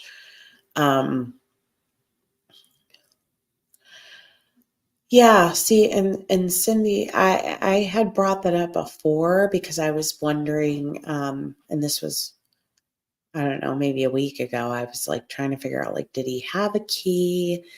What happened? But then we were able to find of Katie saying that he knows the code, and that he is consistently and routinely would lock the door behind him. That was her words. So to me, the emphasis by consistently, routinely, was that she was trying to sell us on the notion that he would lock the door. So we'll see. Unfortunately, I don't think, we're going to get anything of value out of the North Carolina situation. I believe they already confirmed the pants were not of anything. I think at this point, it's somebody's going to talk, or somebody is going to find something as far as forensic type evidence, with the electronics, data, that kind of thing. But that would be circumstantial to a degree. So at this point, I think the two focuses need to be on searching, which I have to go through like some of the pages, because like the normal pages, not the chatty groups, because I feel like searches I haven't really been hearing about them. So that's kind of really discouraging. Like as far as large groups searching, and maybe they are, and we just aren't hearing about it because there's all this other nonsense going on. I agree, Cindy. I completely agree. The theft filled in there. It's totally possible, Kim. I'm like 50-50. Like it's either that, or, it was caused by somebody doing something to him, and so the thought is like a memory, or what you're saying, it's like it was false to fill it in, or, did he, slam his door, because he was mad, and, she flipped out, or, did he break something, but I think focusing on the search and locations that would seem probable. I would still focus around the home and the land around the home, and I would do the ponds again. Absolutely. Because even if you don't find Sebastian, you still could be missing evidence, overlooking it. So I think, but I think that we need to be. It's not close, and so I'm going to pull up some maps of these locations and look at it from an aerial perspective, and like a driving perspective to kind of see if it makes sense. And I don't know, law enforcement isn't searching as far as I'm aware of. So I don't know that I would send that to them. I think it would be a matter of, maybe to Chloe to get it to Seth, to get to the volunteers, or if Q comes in, to get it to Q, if they're coming in with all their resources and they could take a look. If not, then I think that goes to the third option, which is, you got to find like local, people willing to do it. But ideally you'd want somebody who's, done this before, because you don't want evidence getting touched and contaminated. You don't want I don't, I don't entirely disagree with if law enforcement isn't present, like having video, because you don't ever want to be accused that you planted something, and, then at least you can easily recount like where it was and what condition it was in, what position it was in. You could literally stand there till law enforcement got there. But at the same time, you don't, God forbid, you find the unthinkable and you're like live on YouTube or something. I mean, so,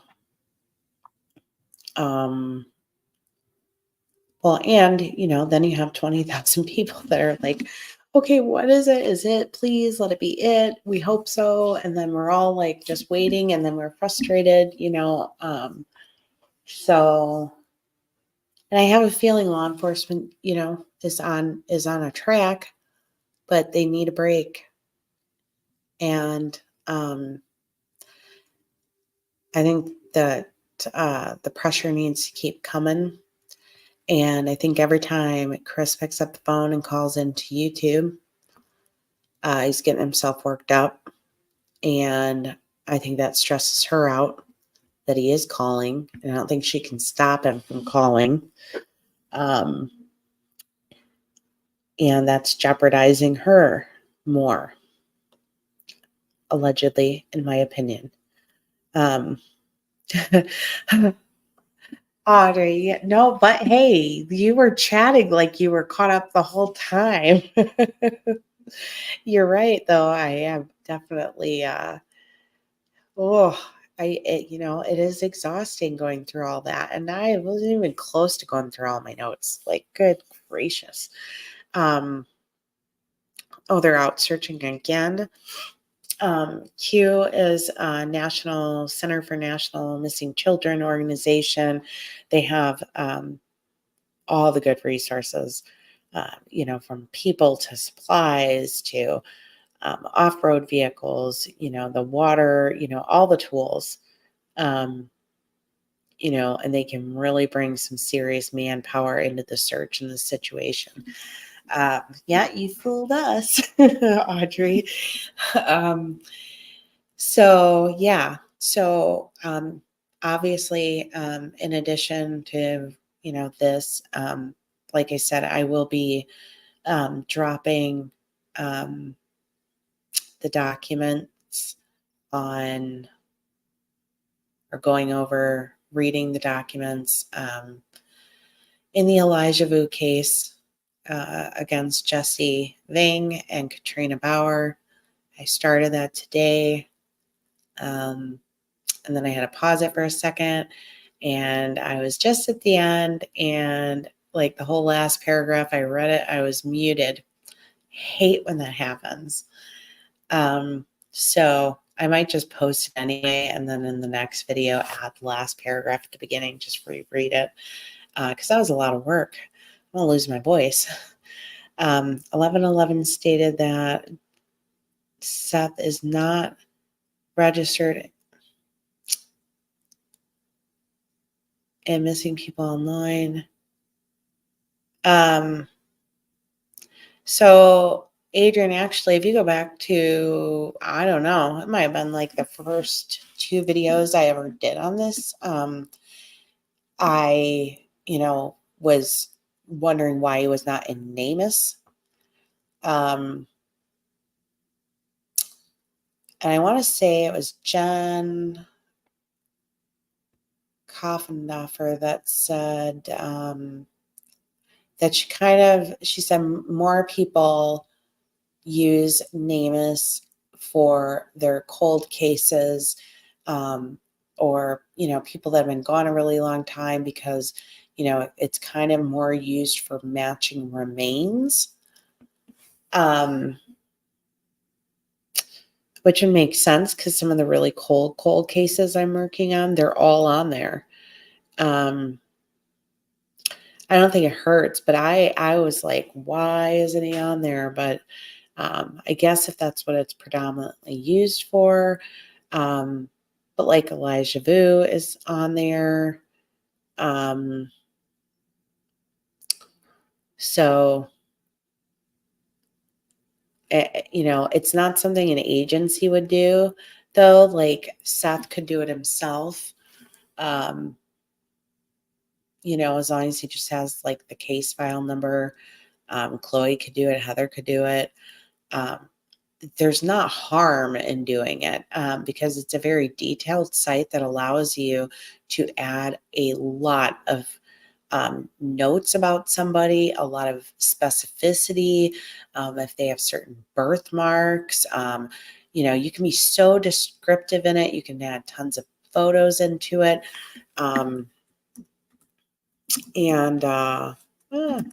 It's NamUs.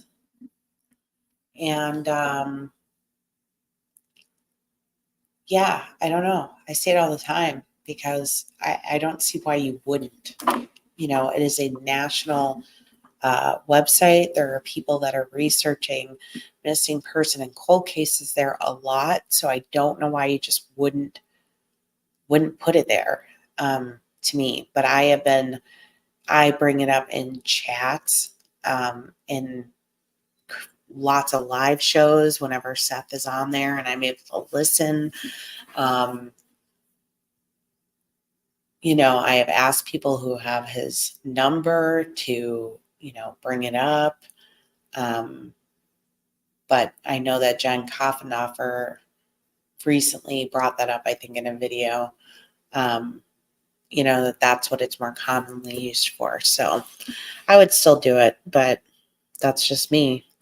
Have we found out if it was Seth or not in North Carolina? I thought I read that it was not, and that it's unlikely that law enforcement would come out with that update.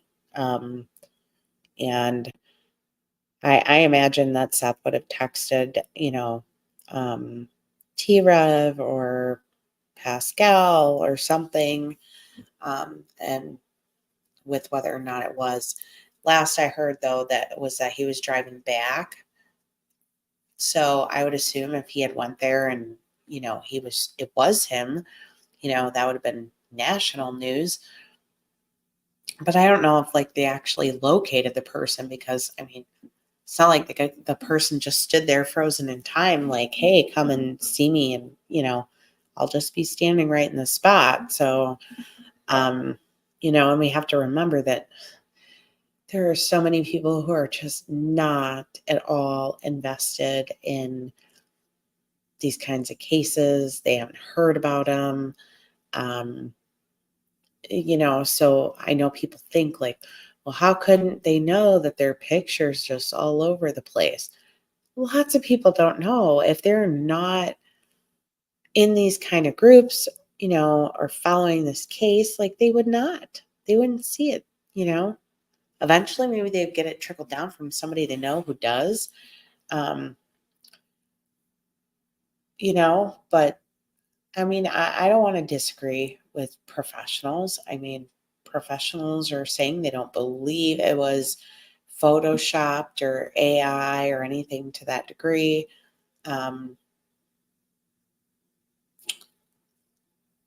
I just imagine if they had at least located the person, you know, so at this point, I'm thinking either wasn't him or they didn't locate the person to verify if it was him. But I'm assuming or hoping that the FBI maybe was able to work something out where Seth could see like some surveillance to see like, you know, they got in this vehicle or, you know, he was definitely interacting with other people. But this is just a really, if this is a legitimate photo and you just are not sure if that was him, this is a huge pattern in these types of things. It's, you know, the delay in sending them. And then when you do, you're not sending them, you know, usually to law enforcement. I think they did in this case, but, you know, there was a delay and that continues to happen. And, you know, I appreciate when people want to take a picture, but literally snap the picture and just dial 911. Just call right then, right there, while the person is in your eyesight, like not like after, you know, that you have to. You might be like, oh, I'm really nervous. Like, I don't want to be like somebody who's calling in a tip and I'm wrong. Just do it. Just do it. Because it's just playing catch up. You know, who knows how, you know, if you got a bunch of law enforcement or FBI running crazy around North Carolina trying to locate somebody now. I mean, and to me, it's like, well, you know, if you turned it in, you know, within an hour, you know, it's all over social media. And it's like, just give it a chance to be looked into, processed. I sent things into, like I said, Heather. I couldn't send it to Chloe. I didn't have an email for her. I sent something into Heather and I got at least a thank you. So I knew it was acknowledged and received, you know, and beyond that, like, they don't have to tell me anything. So I just, you know, these things, it's just so all consuming. And, you know, then you got to watch 10, 20, 30, like 50 to 60 hours of streams to find parts where somebody talks about the picture or, you know, those glasses or the flashlight or this. And it's like, whew. Someone called into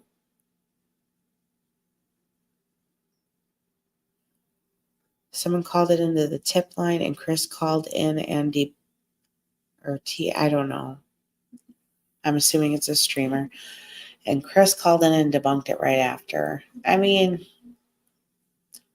even if it was Sebastian, Chris calling in and debunking it wouldn't surprise me either, you know? So,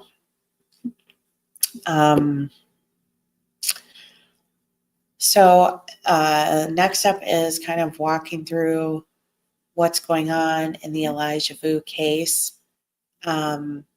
I want to get those videos out so that, you know, because we're starting to move into some bigger things with that case. And with the Tamantas Hurt case, I tonight reached out and extended an invitation to the grandmother and any family member should they want to be interviewed to try to get some attention and exposure and, you know, hopefully weed through some information to help kind of make the picture more clear and so we can help them figure out the best next course as they were supposed to on KC Discover. interview the grandmother again at 6:30 tonight. I went there and waited, and I did not see the live stream pop up. And I do believe Nick Barris at some point tonight was going live with some updates. I did not get to watch it. I read a bunch of updates, but I have not yet gotten to watch it. So if you guys follow Nick Barris, you could go check out what his updates are. But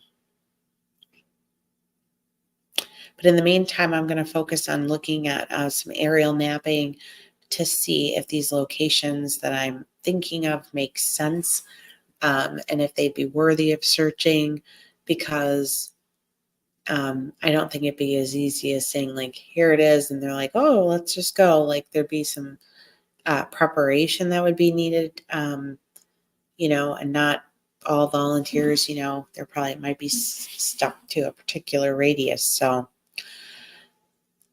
that's the next step of that. I don't know. I just hope there's not like 20,000 more call-ins in the next 2 days, which I don't have to like even entertain. I don't entertain most of the calls. Some of them, you have to, because you're trying to get answers. So sometimes you have to listen for 3 hours to get 10 minutes of information. But I just can't stand listening to the yelling and the screaming and the berating and the rudeness and the abusive, vulgar language. But as you can tell, I'm getting like so exhausted, and I'm even starting to lose my voice right now. So please stay tuned for the dropping of those Jesse Vang and Katrina Bauer court documents. So those should be trickling out over the next couple days. Thank you so much, Audrey. And I appreciate all of you too. I just feel like sometimes it's like you have to talk so much to kind of like go through some of the stuff, and like sometimes just when I look back at my notes, I'm like, man, that's like 3 pages of useless garbage just to get to like this much, that's, of importance to me or of relevance. And, I don't have it in me to go to a whole bunch of channels, which is why I'm just like, I would just say this. If you got the goods on something that you think I should listen to, you can always comment on like any video, like the most recent video, or email me the link to it. But if you got like a timestamp, like, okay, the call starts here, or they're looking at this object and that starts at this time, that would be really helpful, because then I don't have to, it's like, I'm sure you guys all do it too. It's like sometimes you got it in you and sometimes you just don't have it in you. So, but thank you all again for tuning in. I appreciate each and every one of you. If you're new here, if you could please like and subscribe to my page. So hopefully we can get out there and hopefully do some good, and hopefully you find some value in what we're doing here. And I hope to only be able to do, I want to do a lot of good, a lot more than just talking about what's going on. So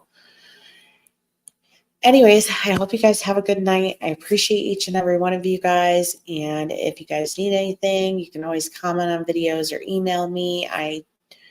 Sometimes the live chat goes away. So in my profile or about on my page here, my email address is there too. So you can always use that and email me. Thank you guys. I appreciate all of you. You guys are so smart, and working like this and just kind of going back and forth is probably what law enforcement, sits around and is doing too, just trying to piece through what's good, what's not, and what's a maybe. So, okay, you guys have a great night, and we will talk again soon.